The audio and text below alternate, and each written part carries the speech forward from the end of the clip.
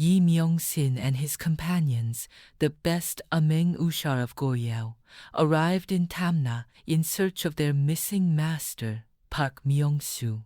The blue sea and exotic scenery of Tamna momentarily made them forget their weariness, but their steps were by no means light. An unknown shadow cast over various parts of Tamna weighed heavily on their hearts. My lord, they said Tamna's scenery was beautiful, and it truly lives up to its reputation. Looking at that blue sea, my heart feels so refreshed. But Bayonne, what appears beautiful to the eye isn't everything. The stench of corruption permeates even here in Tamna. My lord is right. As I came and went, I saw that the faces of the people here were full of worry. They must have suffered some injustice. Brother, why do you act like you know everything? What my lord is talking about is the wickedness in unseen places. What? Bien, what do you mean I don't know anything? How quick-witted am I, Moxie? Enough, enough. Let's find lodging quickly, and then examine the public sentiment of Tamna. Yi Myung-sin and his companions settled into an inn in Tamna and heard the news that a banquet hosted by the Tamna Moksa was to be held. Realizing that the banquet was not merely a feast, but a gathering of Tamna's powerful figures, Yi Myung-sin decided to attend to gather information. My lord, I shall disguise myself as a jisang at this banquet and try to extract information. Could we not find unexpected clues within the private conversations of women? It could be dangerous if you are discovered. Why do you worry so? If my lord worries so much, I lose all my strength. Do you really think I would go alone with such a beautiful face? Moxie Ulpa will be there to protect me stoutly. So, my lord, you just need to anticipate my success. If someone desires me, I could give him a secret glance and throw out a bait. Ahem. Understood. Be careful. Bien, don't worry. Your Appa will protect you like a shadow. Thank you, Moxie Ulpa. The banquet hall was filled with joyful music beneath colorful lanterns. Gang Jinwook, the Tamna Moksa, was enjoying the feast in the center, and beside him were seated the powerful figures of Tamna. Bion skillfully blended in with the jisangs and began to eavesdrop on people's conversations, especially while flattering Gang Jinwook and serving him drinks. She subtly smiled at the intoxicated dignitaries of Tamna, encouraging their drunken confessions. Moxie chatted idly with the innkeeper, observing the atmosphere of the banquet and the conversations flowing around. My lord, rumor has it that recently, the people of Tamna have been dying from an unknown illness. However, the Moksa has been hushing it up and taking no action. The drunken men were boasting that Gang Jinwook intends to exploit the people through this matter. An illness. It might be related to Middle Sky. My lord, do you see that man over there, drunk and rambling? That man is the Hoban of Tamna, and he's muttering that Moksa Gang Jinwook is sucking the blood of the people. The Hoban. He might be speaking the truth in his drunkenness. The next day, Yi Myung-sin and his companions visited the village to confirm the rumors of people dying from illness. The village was eerily quiet, and funeral biers were visible in many places. What a devastating sight. How can they ignore the suffering of the people like this? My heart feels torn. My lord, my heart aches too. But because you are here, they can have hope again. I trust you, my lord. My lord, do you see that woman over there weeping bitterly? Should I go and ask her? Brother, it's better if I step forward in times like this. A woman's pain can be better understood by another woman. Biao approached the grieving woman and offered warm words of comfort, and the woman opened her heart to Biao's solace, bursting into tears. My husband started losing weight and coughing terribly last month, and eventually he passed away. One by one, the villagers also collapsed like that. No matter how many times we informed the government office, it was no use. Moksa Yuri just said it was the will of heaven and took no action. Oh dear. Please try to be strong. Was there anything unusual about your husband before he passed away? Like food he ate or places he frequently visited? A few days before he died, he said he smelled a strange odor near Yongcheon Fountain, and he kept drinking only that water because he was thirsty. Yongcheon Fountain. Based on the woman's testimony, Yi Myung-sin and his companions headed for Yongcheon Fountain.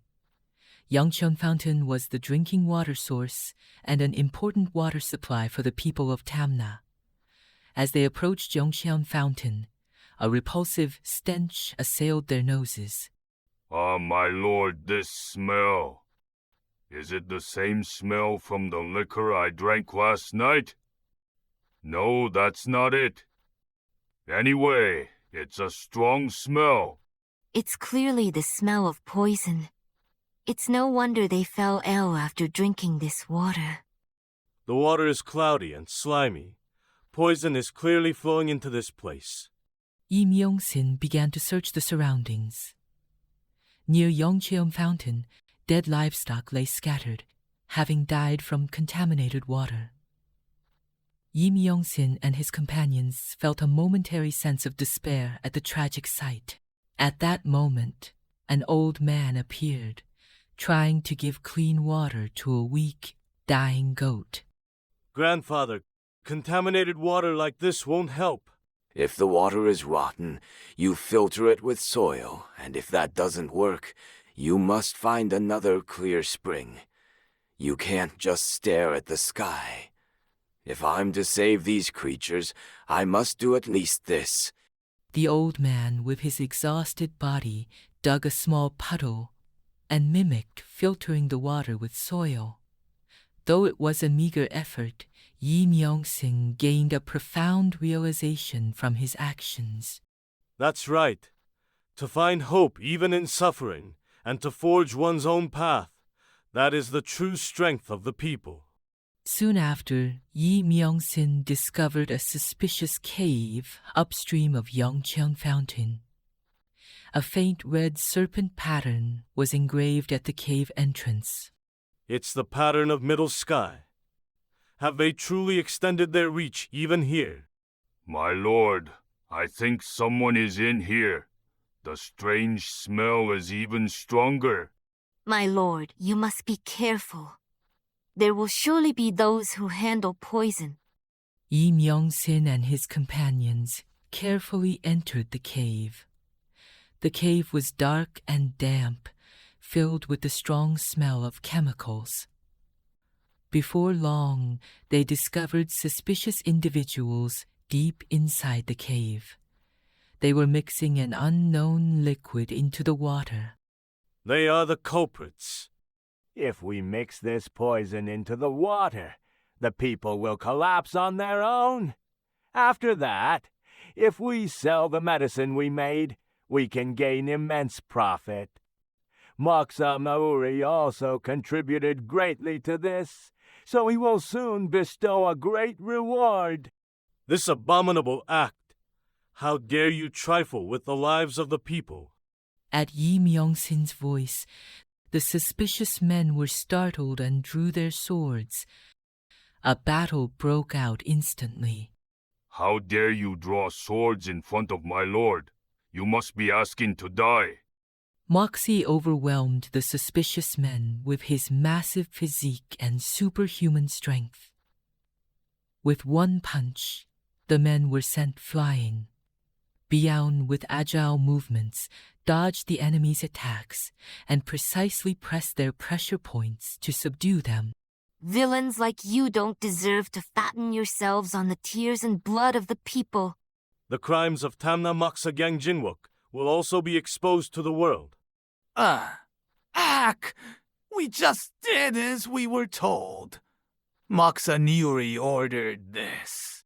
Through the captured men, Yi Myung-sin uncovered that Tamna Moksa Gangjin-wook was the mastermind behind all these evil deeds. Gangjin-wook had ignored the suffering of the people, colluded with Middle Sky to release poison, and sickened the people to satisfy his own greed. Yi Myung-sin brought Tamna Moksa Gangjin-wook before the people and questioned him about his crimes.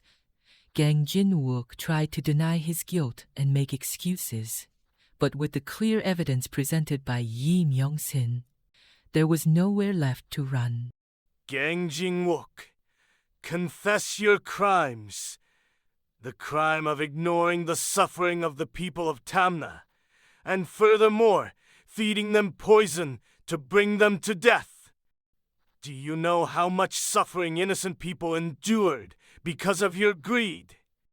You have committed an unforgivable crime. I was foolish. Please forgive me just once. However, it's not just my crime. Bringing in this poison and spreading it among the people was Middle Sky's order, and other powerful families in Tamna are also involved. Your remorse comes too late. Your sins cannot be washed away with the tears and blood of the people. An official who ignores the people has no reason to exist. As the Moksa of Tamna, instead of protecting the people, you use them to satisfy your personal greed, so you must justly face your punishment. Look, people of Tamna, your lives can never be dictated by evildoers. Even if the shadow of suffering falls upon you, if you trust and rely on each other and rise up, no darkness can obscure your light. This nation is built upon the tears and sweat of each and every citizen, so those who ignore your suffering will never be able to set foot on this land. Yi Myung-sin dismissed Gangjin-wook from office and confiscated his property to provide appropriate compensation and relief measures to the victims. He also removed the poison from Yongcheon Fountain and made clean water flow again, alleviating the people's worries. The people expressed their gratitude to Yi Myung-sin and cheered. After completing their mission in Tamna and on their way to their next destination, Naju, Yi Myung-sin and his companions were sitting on the beach, taking a short rest. My lord, tonight is a truly weary night. Since you have toiled so much wiping away the sweat and tears of the people, how about resting your head on my lap for a moment? Or it would also be good to relieve your fatigue in another way. I am quite skilled at alleviating my lord's weariness, you see. Haha, Biyoung. I appreciate your kind thought, but how could I rest on your precious lap? And another way, I didn't know you could make such risque jokes. Be careful, I'm afraid Moxie might hear. However, I'm glad to see you have the energy to joke around like this.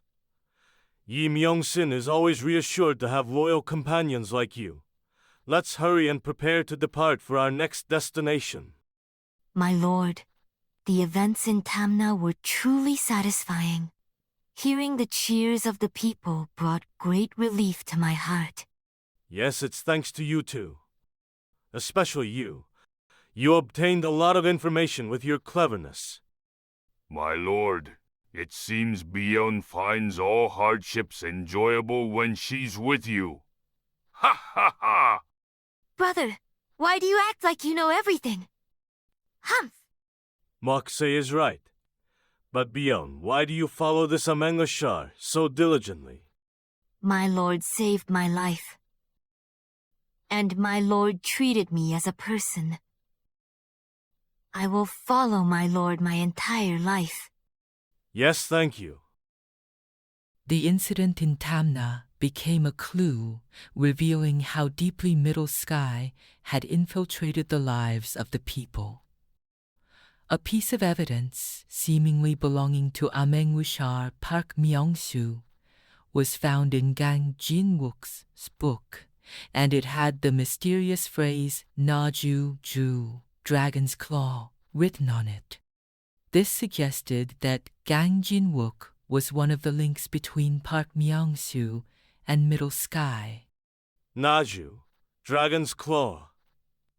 It must be a clue left by Master Park Myung-soo.